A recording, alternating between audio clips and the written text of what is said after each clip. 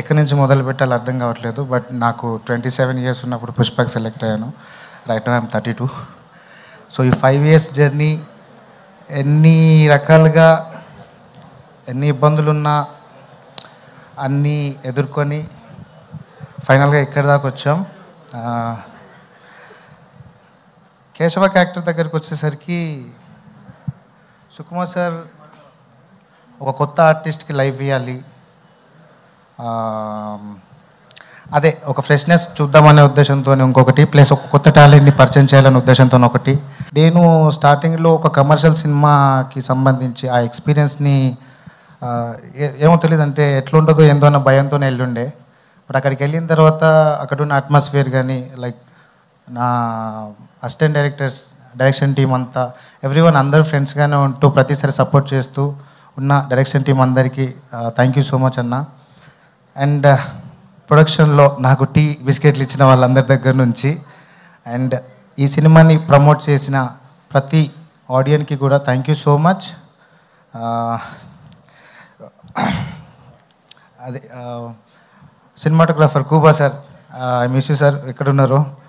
కూబా sir, టామిక్ cinematography team అందరికీ, light department అందరికీ thank you. మీరు ఇచ్చిన సపోర్ట్ నేను మర్చిపోలేను.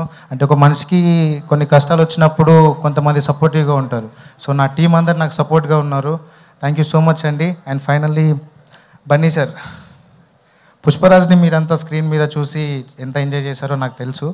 అండ్ సార్ పక్కన ఉండి యాక్ట్ చేయడం అంటే మామూలు విషయం కాదు. నాకు అవకాశం వచ్చింది. అండ్ ఇంకొకటి, నా స్కూల్ డేస్లో సార్ పాటలన్నీ పాడుతుండేవాడిని, దేశముద్రు దగ్గర నుంచి అన్నీ. అంటే సార్ అంటే నాకు చాలా ఇష్టం. ఒక ఫ్యాన్ బాయ్కి తన ఒక సూపర్ స్టార్ పక్కన యాక్ట్ చేసే ఛాన్స్ రావడం మామూలు విషయం కాదు. నేను చేశాను. Thank you so much sir. Sukku sir, మీకే ఇదంతా. మీ రుణం జన్మలో తీర్చుకోలేను సార్, ప్రామిస్. అంటే ఈ సినిమా అయిపోయిన తర్వాత నేను చచ్చిపోయినా పర్లేదనే అంత ఉండే. No problem sir. అంటే నాకు అంత నమ్మకం ఉంది సార్. అంటే ఒక యాక్టర్కి అంత హై ఎంత తొందరగా వచ్చింది అని మళ్ళీ నాకు సరిపోయింది సార్. ఆల్మోస్ట్ ఈ హైని నేను నా జీవితాంతం కంటిన్యూ చేయగలను. I love you so much sir. And Bunny sir, మీరు ఇచ్చిన సపోర్ట్ ప్రతి షాట్లో తను వచ్చి జగదీష్, కేశవ అని అంటారు సార్. ఇప్పుడు కేశవ ఏంటి కంగారు పడుతున్నావు? ఏం కంగారు పడొద్దు, అలా చేద్దాం ఇలా చేద్దాం, ఎన్ని టేక్లు అయినా కూడా సార్ నాకు అంటే బేసిక్గా ఒక షార్ట్ అయిపోతే క్లోజప్ ఉంటే డైలాగ్స్ అంటే కో ఆర్టిస్ట్ డైలాగ్స్ చదువుతూ ఉంటారు. బట్ నాకు బన్నీ సార్ ఎప్పుడు నా పక్క నుండి నాకు సపోర్ట్ చేసి తన డైలాగ్స్ కూడా చెప్పి కేశవ్ గడ్ పర్ఫార్మెన్స్ బాగా చేయాలి అని చెప్పి.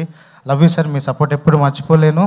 And Rashmika ma'am, you are so cute, thank you so much. చాలా బాగుంటారు సెట్లో మీరంతా.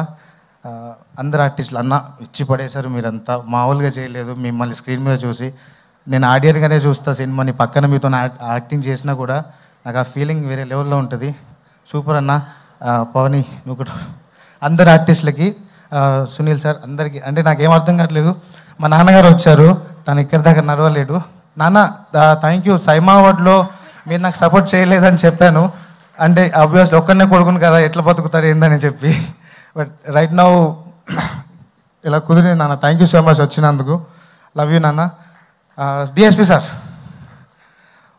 ఏదో రోజు మీ మ్యూజిక్ డైరెక్షన్లో ఒక పాట పాడతా సార్, నాకు అది డ్రీమ్, అది ఖచ్చితంగా పాడతాను సార్.